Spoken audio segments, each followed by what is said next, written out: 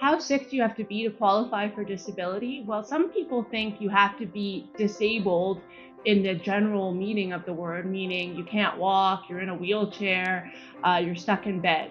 But the definition of disability under most long-term disability policies is that your medical condition prevents you from being able to do your job. So you don't have to be that sick. You just have to be unable to work. So it could be a mental health condition that affects you and means you can't focus and concentrate and do a great job. It could be a physical disability because you can't lift or sit for long periods of time.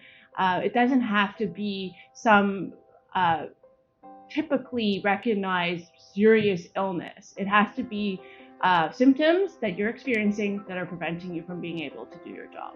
Most people, when they're sick and they're unable to work, they would call in sick to their employer. And depending on how long they're unable to continue working, they may then consider applying for disability benefits. Usually the employer would tell people, well, I think it's time for you to apply if your HR department knows what they're doing.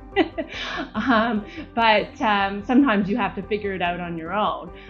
Most employers provide a short-term disability plan and then a long-term disability plan. So usually you would apply for short-term disability benefits first.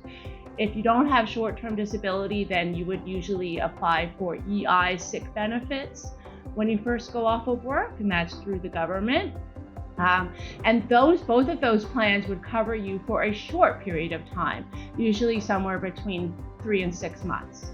If you're then unable to work beyond that period of time, you would then make a claim for long-term disability benefits.